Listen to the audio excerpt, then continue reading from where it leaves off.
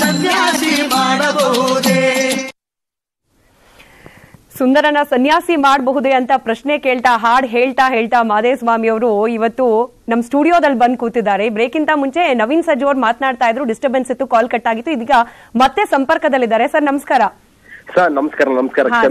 Voice disturbance ಸರಿ ಸರಿ ಸರಿ. ಹೌದು ಅಲ್ಲ, ಇವತ್ತು ನಾವು ಅಲ್ಲೊಬ್ರು ದೊಡ್ಡ ಜನಪದ ಒಂದು ದೊಡ್ಡ ಶಕ್ತಿಯಲ್ಲಿ ಕೂತಿದೆ, ಅವ್ರ ಬಗ್ಗೆ ಮಾತಾಡುವಷ್ಟು ದೊಡ್ಡವರಲ್ಲ. ನಿಜ. ನಮಗಂತಲೂ ಮಾದೇವ ಸ್ವಾಮಿ ಸರ್ ಅಂದ್ರೆ ಬಹಳ ವರ್ಷಗಳಿಂದ, ಅಂದ್ರೆ ನಮ್ಮ ಚೈಲ್ಡ್ ಅಂದ್ರೆ ನಮ್ದೆಲ್ಲ ಒಂದೇ ಭಾಗ ಅಲ್ವಾ, ಈ ಕಡೆ ಮೈಸೂರು ಮಂಡ್ಯ ಭಾಗದವ್ರಲ್ವಾ. ನಾವಂತಲೂ ನೀವು ಅವಾಗ್ಲೆಲ್ಲ ಕೇಳ್ತಿದ್ರಿ, ಜೇಸುದಾಸ್ ಅವರು ಹಾಡುಗಳನ್ನ ಕೇಳಿದ್ರೆ ಅಯ್ಯಪ್ಪ ಮಾಲೆ ಹಾಕಿಸ್ಕೊಂಡ್ಬಿಡ್ತಾರೆ ಅಂತ. ಅಂದ್ರೆ ದೇವ್ರ ಮೇಲೆ ಎಷ್ಟ್ ಭಕ್ತಿನೋ, ಆ ಹಾಡು ಕೇಳಿದ್ರೆ ಆ ಭಕ್ತಿ ಬಂದು ಅಯ್ಯಪ್ಪ ಸ್ವಾಮಿ ಬೆಟ್ಟಕ್ಕೆ ಹೋಗ್ಬಿಡ್ತಾರೆ ಅಂತ.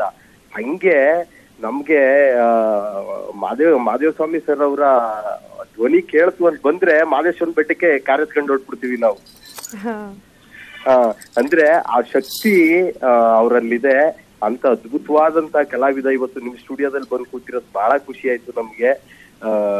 ಅಂದ್ರೆ ಜನಪದ ನಿಧಿ, ನೀವು ಅವ್ರನ್ನ ಕೆಣಕ್ತಾ ಹೋಗ್ತಾ ಇದ್ರೆ ನಿಮ್ಗೆ ಇಡೀ ದಿನ ಸಾಕಾಗಲ್ಲ ಅವ್ರ ನೋಡಿ. ಅದಕ್ಕೆ ನಾವು 2ರಿಂದ 3 ಅನ್ಕೊಂಡಿದ್ವಿ ಕಾರ್ಯಕ್ರಮ. ಈಗ ಮಾತಾಡೋದು ಎಷ್ಟಿದೆ, ಅವ್ರ ಹತ್ರ ಹಾಡ್ ಕೇಳೋದು ಎಷ್ಟಿದೆ ಅಂತಂದ್ರೆ ಮತ್ತೆ ಕಂಟಿನ್ಯೂ ಮಾಡ್ತಿದೀವಿ. ಅನಿವಾರ್ಯ ಅಲ್ಲ, ಅದ್ ನಮ್ಮ ಏನ್ ಹೇಳ್ತೀರಿ ಸೌಭಾಗ್ಯ ಒಂಥರದಲ್ಲ ಅಂತವ್ರ ಮಾತನ್ ಕೇಳೋಕೆ, ಹಾಡನ್ ಕೇಳಲಿಕ್ಕೆ.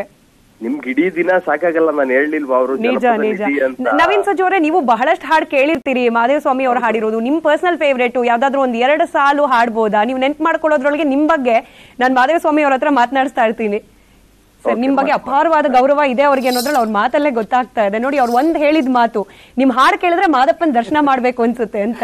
ನೋಡಿ, ನವೀನ್ ಸಜ್ಜು ಅವರು ಉತ್ತಮವಾದಂತ ಗಾಯಕರು. ನನಗೆ ಗೊತ್ತಿಲ್ಲ, ಒಂದ್ಸಲಿ ಅವರು ಆ ಊರಿನಲ್ಲಿ ಯಾರೋ ಅವ್ರ ದೊಡ್ಡಪ್ಪ ಯಾರೋ ತೀರ್ಕೊಂಡಿರಾಗ ಬಂದು ಕತೆ ಕೇಳಿದ್ರಂತೆ. ನಾನು 30,000 ರೂಪಾಯಿ ಕೇಳ್ಬಿಟ್ನಂತೆ. ನನಗೆ ಇವರು ಇಂಥ ಕಲಾವಿದರು ಅಂತ ನನಗೆ ಗೊತ್ತೇ ಇಲ್ಲ. ಸರಿ, ಅವರು ಆಯ್ತು ನೋಡಿ, ಆ ಪುಣ್ಯಾತ್ಮನಾದರೂ ಹಿಂಗೆ ನಾನು ಕಲಾವಿದ ಈ ರೀತಿ ಅಂತ ಅವ್ರು ಪರಿಚಯನೂ ಮಾಡ್ಕೊಳ್ಳಿಲ್ಲ. ಸರಿ ಆಯ್ತು ಅಂದ್ಬಿಟ್ಟು ಕಡ್ದೊಂಟೋಗಿದ್ರು. ಈಗ ಒಂದು 2-3 ವರ್ಷಗಳ ಹಿಂದೆ ಅವ್ರ ಊರಿಗೆ ಹೋಗಿ ಕಾರ್ಯಕ್ರಮ ಕೊಟ್ಟೆ. ಅವ್ರ ದೊಡ್ಡ ಗುಣ ಪಾಪ ಸುಮಗುವಿನಂಥ ಮನಸ್ಸು ಅವರಲ್ಲಿ. ನಾನು ಈ ರೀತಿ ಅಂತಕ್ಕಂಥದ್ದು ಒಬ್ಬೊಬ್ಬರಿಗೆ ಕಲ್ತು ಬಿಟ್ಟಾಗ ಏನು ತುದುಗಾಲಿ ನಡೀತಾರ ಮೇಡಮ್ ಅವರೇ, ನಮಗೆ ಆ ತುದುಗಾಲಿ ನಡೆಯೋರು ಬೇಡಿ. ಅದಕ್ಕೆ ಹಣ ಹೆಚ್ಚುತ್ತು ಅಂತ ಅಹಂಕಾರ ಪಡಬೇಡ, ಅಂತಗಂತ ತಿರುಗಾಡಬೇಡ, ಭಾಗ್ಯ ಬಂತು ಅಂತ ಬಂದವ್ರನ್ನ ಬಾಯಿ ಎತ್ತಿ ಬೈಬೇಡ, ಉಂಡೂಟ ಹೇಳ್ಬೇಡ, ಕಣ್ಣಲ್ಲಿ ಕಂಡ್ರೆ ಶಪ್ನ ಇನ್ನೊಬ್ಬರಿಗೆ ಹೇಳ್ಬೇಡ, 2ನೇರು ಮಾತ ಕೇಳಿ ನೀನು ಹೆಂಡತಿ ಕಬಡಿಬೇಡ. ಕುರುಬಗೌಡ, ದಡ್ಡನಾಗಿ ಬದ್ದರೆ ನಿನ್ನ ದೊಡ್ಡೊಕ್ಕಲನ ಮಾಡುತ್ತೇನೆ, ಸಿದ್ದಯ್ಯ ಸ್ವಾಮಿ ಬನ್ನಿ ಮಂಟೇರ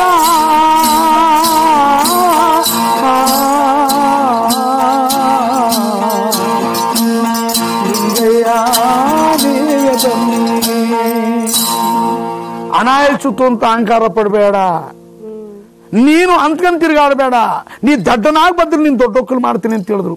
ಈಗ ದೇವಸ್ಥಾನದ ಬಾಗಿಲುಗಳು ಕಟ್ಟವರಲ್ಲ ಪೂರ್ವಿಕರು, ಅವನು ಯಾರಾದ ಮಹಾರಾಜ ಎಂತವನು ಬಂದ್ರು, ಮಿನಿಸ್ಟರ್ಗಳು ಬಂದ್ರು, ಪ್ರಧಾನಿ ಬಂದ್ರು, ನೀ ನನ್ನ ಬಳಿ ಬರ್ಬೇಕಾದ್ರೆ ತಲೆ ಬಗ್ಗೆ ನನ್ನ ಒಳಗಡೆ ಬಾ ಅಂತ. ಪ್ರತಿಯೊಂದು ದೇವಸ್ಥಾನಗಳನ್ನು ಜನಪದ ನಮ್ಗೆ ಜನಪದದಲ್ಲಿ ನೀನ್ ಎಂತ ಮಹಾರಾಜನಾಗಿದ್ರು ನನ್ನ ಬಳಿಗೆ ನೀ ಬರ್ಬೇಕಾದ್ರೆ ತಲೆ ಬಗ್ಗೆ ನನ್ನ ಆಗ್ಲೇಬೇಕು ಅಂತ. ಮೇಡಮ್ ಅವರೇ, ನಿಜ ನಿಜ.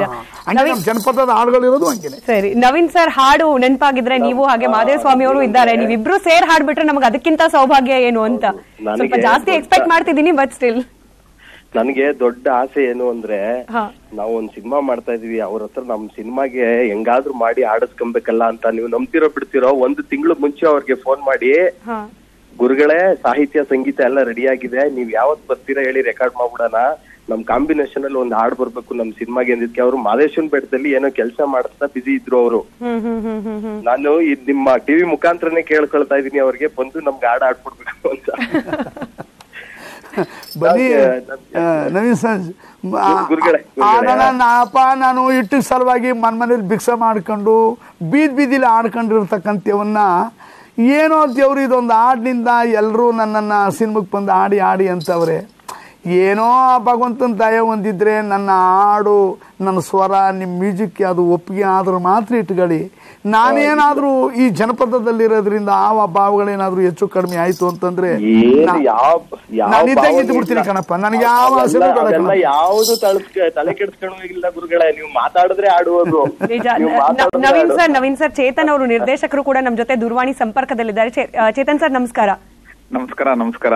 ಇಬ್ರು ಗಾಯನ ಲೋಕದ ದೊಡ್ಡ ಪ್ರತಿಭೆಗಳಿದ್ದಾರೆ ನಿಮ್ ಜೊತೆಯಲ್ಲಿ. ನಿಮ್ ಹತ್ರ ಮಾತಾಡೋಕ್ ಮುಂಚೆ ಅವ್ರ ಹಾಡ್ ಕೇಳ್ಬಿಡೋಣ ಅಂತ ಹೇಳಿ, ನಿಮ್ಗೂ ಬಹುಶಃ ಇಷ್ಟ ಆಗತ್ತೆ ಅಂತ. ಬಹಳ ಇಷ್ಟ ಇಬ್ರು ಸ್ಫೂರ್ತಿನೇ ನಮ್ಗೆ. ಸರಿ ನವೀನ್ ಸರ್, ನೀವು ಹಾಡ್ ಹೇಳಿ ಪ್ರಾರಂಭ ಮಾಡಿದ್ರೆ ಯಾವ ಹಾಡು ಅದಕ್ಕೆ ಧ್ವನಿಗೂಡಿಸ್ತಾರೆ ಮಾದೇಸ್ವಾಮಿ ಅವರು ಕೂಡ. ಇಲ್ಲ ನನಗೆ ಅವ್ರ ಬಾಯಲ್ಲಿ ಕಣ್ಣೆತ್ತಿ ನೋಡ್ರವ್ವ ಕಂಡಾಯದ ಮೂರ್ತಿ ಆ ಹಾಡು ಕೇಳಕ್ ಬಹಳ ಇಷ್ಟ. ಬಟ್ ನನಗೆ ಅದು ಸಾಹಿತ್ಯ ಗೊತ್ತಿಲ್ಲ. ನನಗೆ ಮಾದೇಶ್ವರ ದಯಪಾರದೆ ಬರಿದಾಗ ಬಾಳಲ್ಲಿ ಬರಬಾರದೆ ನೀನದೇ ನನಗೆ ಬದುಕಿದೆ ಮಾದೇಶ್ವರ ದಯಪಾರದೆ. ಗುರುಗಳ ಮುಂದೆ ನಮ್ಗೆ ಯಾಡ್ ಆಡಕ್ ಭಯ ಆಗುತ್ತೆ ಸ್ವಾಮಿ. ಆಡುವ ಕೋಗಿಲೆಗೆ ನೀನು ರಾಗ ಕಟ್ಟಿ ಆಡಿ ಅಂತ ಹೇಳೋದ್ರಲ್ಲಿ ಏನು ಸ್ವಾಮಿ ಅರ್ಥ ಇದೆ? ಅದು ಮೊದಲೇ ಕೋಗಿಲೆ, ಅದು ಕೂಗಿದ್ರು ಕೋಗಿಲೆ, ಅದ್ರ ಗಂಧನೇ ಗಂಧ. ಕೋಗಿಲೆಗೆ ಇನ್ನೊಂದು ಕೋಗಿಲೆ ಅದರಲ್ಲಿ ಸ್ವರ ಕೊಡೋದ್ರಲ್ಲಿ ಏನು ಸ್ವಾಮಿ ತಪ್ಪು? ನೀವು ಕೋಗಿಲೆ, ನಿಮ್ ಕೋಗಿಲೆ ಜೊತೆಗೆ ನಾನು ಒಂದು ಸಣ್ಣ ಕೋಗಿಲೆ, ನಾನು ನಿಮ್ ಜೊತೆಗೆ ಧ್ವನಿ ಕೊಡ್ತೀನಿ. ನಿಮ್ಗೆ ಶರಣು ಶರಣಾರ್ಥಿ. ನಮ್ಮ ವಿಜಯ್ ಸರ್ ಅವ್ರಿಗೂ, ದುನಿಯಾ ವಿಜಯ್ ಸರ್ ಅವ್ರಿಗೂ ನಾನು ಅದಷ್ಟೇ ನಾನು ಕೇಳ್ಕೊಳ್ಳೋದು ದುಃಖ ಬರ್ತದೆ. ದುನಿಯಾ ಸರ್ ಅವರು ಅವ್ರ ತಾಯಿ ತಂದೆ ಕರ್ಕೊಂಡು ನಮ್ಮ ಮನೆಗೆ ಬಂದರು. ಅವ್ರ ತಾಯಿ ಹಾಡನ್ನು ಕುಂತ್ಕೊಂಡು ಕೇಳಿದ್ರು. ನನ್ನ ಹಾಡು ಮಾದೇಶ್ವರ ದಯ ಬರದೆ ಹಾಡನ್ನು ನಮ್ಮ ಮನೇಲಿ ಕೇಳಿದ್ರು. ಕೇಳಾದ್ಮೇಲೆ ಬಂದರು. ಪಾಪ ಕೊರೋನಾ ಟೈಮಲ್ಲಿ ತೀರ್ಕೊಂಬಿಟ್ರು. ಆ ಟೈಮಲ್ಲಿ ನಾನು ಅವ್ರ ಹತ್ರಕ್ಕೆ ನಾನು ಬಂದು ಅವ್ರು ನೋಡೋಕ್ಕೆ ಮಾರ್ಗ ಸಿಗ್ತಿ ಹೋಯ್ತು. ಅದೊಂದು ನೋವು ನಮ್ಮನ್ನು ಕಾಡ್ತಾ ಇದೆ.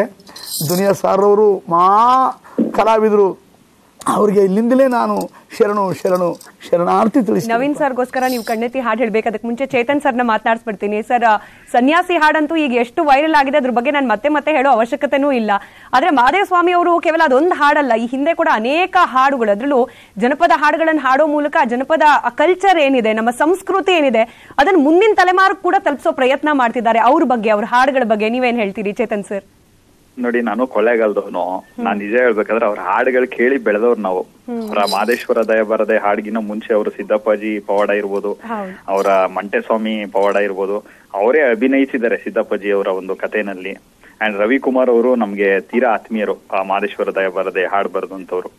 ಆ ಸಂದರ್ಭದಲ್ಲಿ ಎಷ್ಟು ಸ್ಫೂರ್ತಿ ನಮ್ಗೆ ಅಂದ್ರೆ, ನಮ್ಮ ಚಾಮರಾಜನಗರ ಭಾಗದಲ್ಲಿ ಪ್ರತಿ ಮಾದೇಶ್ವರ ಭಕ್ತರ ಮನೆಯಲ್ಲೂ ಕೂಡ ಮಾದೇಶ್ವರ ಮಹಿಮೆ ಸಿಡಿ ಇದೆ. ಯಾಕಂತಂದ್ರೆ ಮಾದೇಶ್ವರನ್ ನಾವ್ ಎಷ್ಟು ಇಷ್ಟಪಡ್ತೀವಿ, ಹಾಡ್ನು ಕೂಡ ಅಷ್ಟು ಇಷ್ಟಪಡ್ತೀವಿ. ಅಂಡ್ ಅವ್ರು ಸಲ್ಸಿರೋ ಅಂತ ಸೇವೆ ಜನಪದ ಲೋಕಕ್ಕೆ ನಾನ್ ತುಂಬಾ ಕಿರಿಯವನಾಗ್ಬಿಡ್ತೀನಿ ಹೇಳ್ತಾ ಹೋದ್ರೆ. ಅವ್ರನ್ನ ನಾವು ಬಹಳ ದೈವಿಕ ಸ್ಥಾನದಲ್ಲಿ ನೋಡ್ತೀವಿ ಗುರುಗಳನ್ನ. ನಮ್ಗೆ ಭಯ ಸಿನಿಮಾ ಹಾಡು ಆಡ್ಸಕ್ಕೆ. ನಾನು ಒಂದ್ 5-6 ಸಲ ಅನ್ಕೊಂಡೆ. ಆದ್ರೆ ಅವ್ರನ್ನ ಅಂದ್ರೆ ಅಂತ ದೈವಿಕವಾದಂತ ಅವ್ರ ಬಾಯಿನಲ್ಲಿ ಬಂದಿರೋ ಅಂತದ್ದೆಲ್ಲ ನಿಮ್ಗೆ ಅತ್ಯದ್ಭುತವಾದಂತ ದೈವಿಕ ಹಾಡುಗಳು, ಆಮೇಲೆ ದೇವರ ನಾಮಗಳು, ಆ ಒಂದು ಜನಪದ ಸೊಗಡ್ನ ಅವರು ಜನರೇಷನ್ಗೆ ಕ್ಯಾರಿ ಮಾಡ್ಕೊಂಡ್ ಬರ್ತಾವ್ರೆ. ಅಂದ್ರೆ ತಲಾಂತರದಿಂದ ಹೇಳ್ಕೊಂಬಂದಿರ ಅಂತದ್ನ ಮತ್ತೆ ಮುಂದಿನ ತಲೆಮಾರಿಗೆ ಮುಟ್ಸೋ ಅಂತದ್ದು ಅದು ಬಹಳ ದೊಡ್ಡ ಒಂದು ಕೆಲಸ. ಅದನ್ನ ಅವ್ರು ಬಹಳ ಭಕ್ತಿಪೂರ್ವಕವಾಗಿ ಅದನ್ನ ಮಾಡ್ಕೊಂತ ಬರ್ತವ್ರು ಇಷ್ಟು ವರ್ಷಗಳ ಕಾಲ. ಅವ್ರಿಗೆ ಡಾಕ್ಟರೇಟ್ ಸಿಕ್ಕಿದ್ದು ನಮ್ಮ ಅಪ್ಪು ಸರ್ಗೆ ಕೊಟ್ಟಂತ ಸಂದರ್ಭದಲ್ಲಿ ಅದು ನಮ್ಗೆ ಮನ್ಸಿಗೆ ಬಹಳ ಖುಷಿ ಕೊಡ್ತು.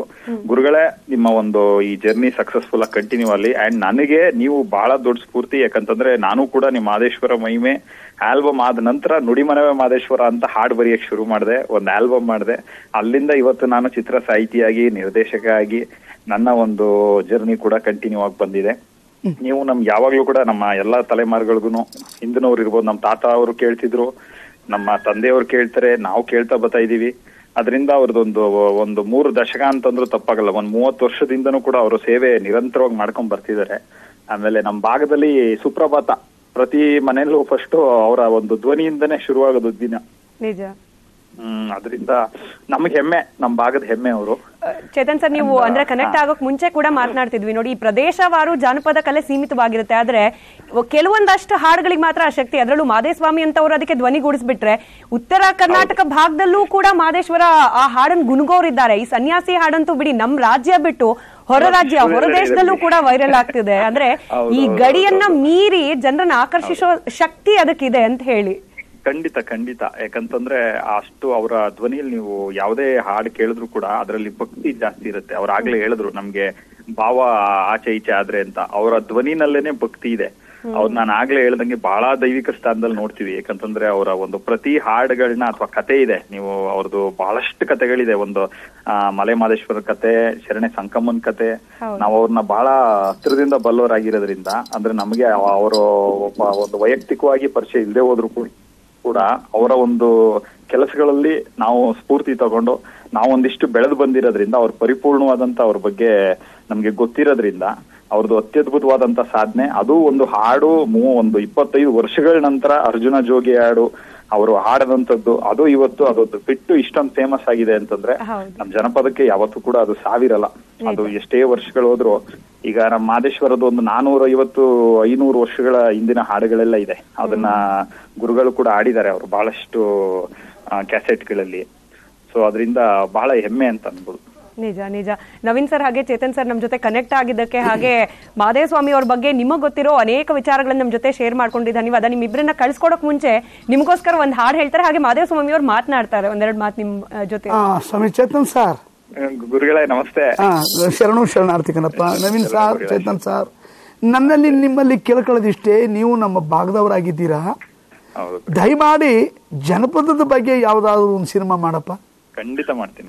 ಜನಪದದ ಬಗ್ಗೆನೆ, ಈ ಜನಪದದ ಬಗ್ಗೆನೆ ಜನಗಳಿಗೇನೆ. ಯಾಕಂದ್ರೆ ನಮ್ಮ ಮಲೆ ಮಾದೇಶ್ವರು, ಮಂಟೇಸ್ವಾಮಿ, ಸಿದ್ದಪ್ಪಾಜಿ ಅವರು ಕೋಟ್ಯಾಂತರ ಭಕ್ತರಿದ್ದಾರೆ. ಆ ಕೋಟ್ಯಾಂತರ ಭಕ್ತರಿಗೆ ನೀವು ಮನೆ ಮುಟ್ಟುವ ಹಾಗೆ ಭಕ್ತಿ ಅಂತಕ್ಕಂಥ ಬೀಜವನ್ನ ಬಿತ್ತಿದಾಗ ಆ ಜನಗಳಿಗೆ ಈ ದೇವರು ಮಹಿಮೆ ಈ ರೀತಿ ಇದೆಯಲ್ಲಪ್ಪ ಅಂತ ಇವತ್ತಿನ ಜನಗಳ ಹಿಂದಿಡಿದು ನಮ್ಮ ಹಳೆ ತಲೆಮಾರಿನ ಜನಗಳವರೆಗೂ ಅದು ಅರುವಾಗ ಮುಟ್ಟಬೇಕು. ನೋಡಿ, ಇವತ್ತು ನಾನು ಅದು ಹಾಡಾಡದೆ ಅರ್ಜುನ್ ಜೋಗಿ ಹಾಡು, ಅದು 28 ವರ್ಷಗಳು 27 ವರ್ಷ ತುಂಬ ಐತೆ. ಆವತ್ತು ಹಾಡ್ದ ಹಾಡು ಇವತ್ತು ಎಲ್ಲ ಕಡೆನೂ ಇದು ಹೋಗ್ಬೇಕು ಅಂತಂದರೆ ನಾನು ಅನ್ಕೊಂಡಿದ್ದೀನಿ. ನಮ್ಮ ತಾಯಿ ತೀರ್ಕೊಂಡ್ರು ನವೆಂಬರ್ 16ನೇ ತಾರೀಕು. ನಮ್ಮ ತಾಯಿ ಎಲ್ಲೋ ಸ್ವರ್ಗಲೋಕಕ್ಕೆ ಹೋಗಿ ಅಲ್ಲಿಂದಲೇ ಆ ಮಾದೇಶ್ವರನ ಪಾದ ಬೇಡ್ಕೊಂಬಿಟ್ಟವಳೆ. ಅದಕ್ಕೆ ಮಾದೇಶ್ವರರು ಈ ಮೈಸೂರಿನಲ್ಲಿರುವಂಥ ಹಾಸ್ಟೆಲ್ ಮಕ್ಕಳಿಗೆ ಎರಿಯೂರು ಅಂತಕ್ಕಂಥ ಯಾವುದೋ ಒಂದು ಶಿಲ್ಪ ಅಂತಕ್ಕಂಥ ಮಗಳು ಫೋನ್ ಮಾಡಿದ್ಲು, ಅಪ್ಪಾಜಿ ನಾನೇ ಅಪ್ಪಾಜಿ ಈ ಹಾಡ ಕೇಳಿ ಏನೋ ಒಂದು ತಮಾಷೆಗೋಸ್ಕರ ಮಾಡಿದೆ ನಾನು, ಇದು ಇಷ್ಟು ಆಂಜನೇಯನು ಬಾಲ ಬೆಳೆದಂಗೆ ಬೆಳೀತದೆ ಅಂತ ನಾನು ತಿಳ್ಕೊಂಡಿರಲಿಲ್ಲ. ಬನ್ನಿ ಅಪ್ಪಾಜಿ ನಮ್ಮ ಹಾಸ್ಟ್ಲಿಗೆ ಬನ್ನಿ, ನಿಮ್ಮ ಆಶೀರ್ವಾದ ತಗೊಳ್ಬೇಕು ಅಂತ ಕೇಳಿದೆ. ನನಗೆ ಬಿಡುವಿಲ್ಲ, ಮೈಸೂರಿಗೆ ಹೋಗಿ ಅವ್ರಿಗೆ ಆಶೀರ್ವಾದ ಮಾಡಿ ಬರಬೇಕು. ಇದು ನಮ್ಮ ತಾಯಿ ಎಲ್ಲ ದೇವ್ರ ಹತ್ರ ಕೇಳ್ಕೊಂಡು ದೇವರು ಆ ಹೆಣ್ಣು ಮಗಳಿಗೆ ಜ್ಞಾನ ಕೊಟ್ಟು ಇದನ್ನು ಅವಳು ಮೊಬೈಲಲ್ಲಿ ಬಿಟ್ಟಂಥ ಹಾಡು ಇವತ್ತು ಇಡೀ ಪ್ರಪಂಚವೇ ಮುಟ್ಕತ್ತು. ಇದಕ್ಕೆ ನಮ್ಮ ತಾಯಿ ತಂದೆಗಳೇ ಸಾಕ್ಷಿ. ಅವರು ಒಳ್ಳೆ ಮಕ್ಕಳನ್ನ ಕೇಳಿ ಪಡೆದವರಲ್ಲ, ಮಕ್ಕಳಿಲ್ದೇನೆ ಮಾದೇಶ್ವರನ. ಅದಕ್ಕೆ ಯಾವ ತಾಯಿ ತಂದೆಗಳು ಮಕ್ಕಳನ್ನ ಕಾಡಿ ಬೇಡಿ ಪಡೆದಿರ್ತಾರೋ ಆ ಮಕ್ಕಳಿಂದ ಅವ್ರ ತಾಯಿ ತಂದೆಗಳಿಗೆ ಆತ್ಮಕ್ಕೆ ಅವ್ರಿಗೆ ಮೋಕ್ಷ ಅಂತ, ಸ್ವರ್ಗ ಅಂತ ಒಂದು ಜನಪದದಲ್ಲಿ ಹೇಳ್ತೀವಿ. ಅದಕ್ಕೆ ಎಲ್ಲ ಮಕ್ಕಳಿಗೆ ಹೇಳೋದಿಷ್ಟೇ, ನಾನು ತಾಯಿ ತಂದೆ ಮಾತು ಕೇಳಿ ಹೆಣ್ಣು ಮಕ್ಕಳು ನೀವು ದುಡುಕಿ ನಿರ್ಧಾರ ಮಾಡ್ಕೊಳಕ್ಕೆ ಹೋಗ್ಬೇಡಿ, ಗಂಡು ಮಕ್ಕಳು ಅಷ್ಟೇ ದುಡುಕಿ ನೀವು ನಿರ್ಧಾರ ಮಾಡ್ಕೊಳಕ್ಕೆ ಹೋಗ್ಬೇಡಿ. ನಿಮ್ಮ ತಾಯಿ ತಂದೆಗಳು ಹೇಳೋದು ಯಾತಕ್ಕೋಸ್ಕರ ಅಂತಂದರೆ ನಮ್ಮ ವಂಶ ಪರಂಪರೆ. ಇವತ್ತು ಮೈಸೂರು ಮಹಾರಾಜರು ವಂಶ ಅದು ಎಷ್ಟು ತಲೆಗಳಿಂದ ನಡೆದು ಬಂದಿದ್ದದು. ಇಂಥ ಮಹಾರಾಜರು ಇಂಥವ್ರು ಅಂತ ನಾವು ಹೇಳ್ಕೊಬತ್ತಿದ್ದೀವಿ. ಹಂಗೆ ನಿಮ್ಮ ತಂದೆ ತಾಯಿ ಮಕ್ಕಳ ಹೆಸರು ಉಳಿಸ್ಬೇಕು ಅಂದರೆ ನಿಮ್ಮ ಸಂಸಾರನೂ ಅದೇ ರೀತಿ ಸಾಗ್ತಾ ಹೋಗ್ಬೇಕು. ಈ ನೀರಿನ ಮೇಲೆ ದೋಣಿ ತೇಲ್ದಂಗೆ ನಿಮ್ಮ ಸಂಸಾರ ಸಾಗ್ತಾ ಹೋಗ್ತಿರ್ಬೇಕು. ಅದಕ್ಕೆ ಅಪ್ಪವದಿರು ಮಾತ್ರ ತಿರಸ್ಕಾರ ಮಾಡೋಕ್ಕೆ ಹೋಗಬೇಡಿ. ಅದಕ್ಕೆ ನೋಡಿ, ಬಾಳಬಂಧನ ಸಿನಿಮಾದಲ್ಲಿ ರಾಜ್ಕುಮಾರ್ ಅವರು, ಜಯಂತಿಯವರು ಒಂದು ಹಾಡು ಹಾಡಿದ್ರು, ಮುಪ್ಪಿನಲ್ಲಿ ಆದವರೇ ಮಕ್ಕಳೇ ಕೇಳು, ನೀತಿಗೆಟ್ಟ ಮಗನಿಗಿಂತ ನಾಯಿಯ ಮೇಲು, ಒಂದು ನಾಯಿಯ ಮೇಲು. ಮುಪ್ಪಾದಾಗ ತಾಯಿ ತಂದೆ ಸೇವೆ ಯಾರು ಮಾಡ್ತಾರೋ ಅವ್ರು ಎಂತ ಪುಣ್ಯಾತ್ಮರ ಮಕ್ಕಳು. ಅದಕ್ಕೆ ಕಥೆಗಳು ಬೇಕಾದಷ್ಟಿದೆ. ನಮ್ಮ ನವೀನ್ ಸಜ್ಜು ಅವರು ಖಂಡಿತ ನೋಡ್ರವ, ಈ ಹಾಡು ನಾ ಸಣ್ಣವನಾಗಿರುವಾಗ ಒಂದು 7-8 ವರ್ಷದ ಮಗುವಾಗಿದ್ದಾಗ ಮಟ್ಟಿ ಕೆಂಪಯ್ಯ ಅಂತಕ್ಕಂಥವನು ಬೆಳಕೋಡಿ ಪಕ್ಕದಲ್ಲಿ ಕಿರ್ಸೂರವನು, ಅವ್ನು ದೊಡ್ಡ ಕಣ್ಣಂತೆ ಅವನು. ಅವ್ರಿಗೆ ಈ ಕರೆಂಟ್ ಶಾಕ್ ಕೊಟ್ಟು ಈ ಕೈನ ಹಿಂಗೆ ಮಾಡಿಬಿಟ್ಟಿದ್ರು, ಈ ಕೈನ ಹಿಂಗೆ ಮಾಡಿಬಿಟ್ಟಿದ್ರು, ಕಾಲ್ಗೂ ಕರೆಂಟ್ ಕೊಟ್ಬಿಟ್ಟು ಕುಂಟ ರೀತಿ ಮಾಡಿಬಿಟ್ಟಿದ್ರು. ದೊಡ್ಡ ಕಳ್ಳ ಅಂದ್ರೆ ದೊಡ್ಡ ಕಳ್ಳ.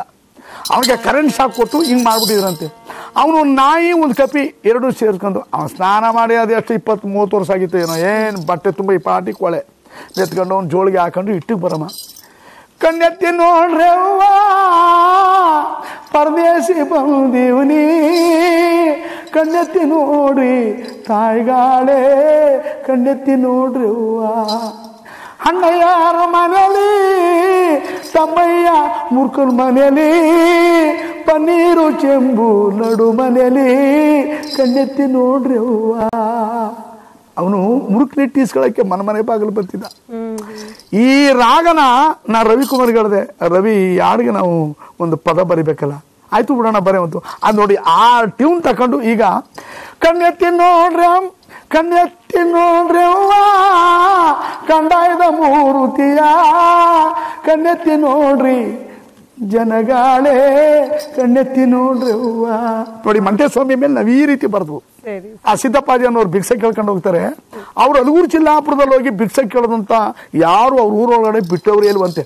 ಆ ಪಾಳ್ಯಗಾರರು 7 ಜನ ಪಾಳ್ಯಗಾರರು. ನಮ್ಮ ಊರೊಳಗಡೆ ಯಾವನಾದ್ರೂ ಆರ್ದೇಶಿ ಪರದೇಶಿಗಳು ಬಂದು ನಮ್ಮ ಹೆಂಡತಿರ ಮುಖ ನೋಡಿ ನಮ್ಮ ಹೆಂಡತಿರ ಕೈಯಿಂದ ಭಿಕ್ಷೆ ತಗೊಂಡು ಹೋಗ್ತಾರೆ ಅಂತ. ಆವತ್ತಿನ ಕಾಲಕ್ಕೆ ದೊಡ್ಡ ದೊಡ್ಡ ಶ್ರೀಮಂತರ ಮನೆ ಹೆಣ್ಣು ಮಕ್ಕಳನ್ನ ಯಾರು ನೋಡಂಗಿರ್ಲಿಲ್ಲ. ಅವ್ರ ಮನೆ ಒಳಗಿರ್ತಕ್ಕಂಥ ಹೆಣ್ಣು ಮಕ್ಕಳು ಅವ್ರ ಮನೆ ಮಾತ್ರ ಸೀಮಿತ, ಬೇರೆಯವ್ರು ಯಾರು ನೋಡ್ತಿರ್ಲಿಲ್ಲ.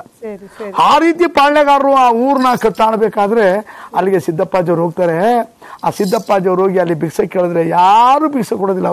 ಅವ್ರು ಜೋಳಿಗೆನೂ ನೋಡಲ್ರು, ಅವ್ರ ಕಂದಾಯಕ್ಕೂ ಕೈ ಮುಗಿಯಲ್ರು, ಯಾರು ಭಿಕ್ಷೆ ತಂದು ಕೊಡಲ್ರು. ಹಾಡು ನೆನಪು ಮಾಡಿಕೊಟ್ರು ನವೀನ್ ಸಜ್ಜು ಅವರು. ಧನ್ಯವಾದ ನವೀನ್ ಅವರೇ, ನಿಮ್ಮಿಂದಾಗಿ ಈ ಹಾಡು ಕೇಳೋ ಹಾಗೆ ಆ ಹಾಡಿನ ಹಿಂದಿನ ಸ್ವಾರಸ್ಯಕರ ಕತೆ ಕೇಳೋಕ್ ನಮಗೂ ಅವಕಾಶ ಸಿಕ್ತು. ಹಾಗೆ ಚೇತನ್ ಸರ್ ತಮಗೂ ಕೂಡ ಧನ್ಯವಾದ ನಮ್ಮ ಜೊತೆ ಇಷ್ಟೊತ್ತು ಇದ್ದದಕ್ಕೆ, ಹಾಗೆ ಮಾತನಾಡಿದಕ್ಕೆ. ನಮ್ಮ ಜೊತೆ ಈಗ ನಾಗಭೂಷಣ ಅಂತ ಹೇಳಿ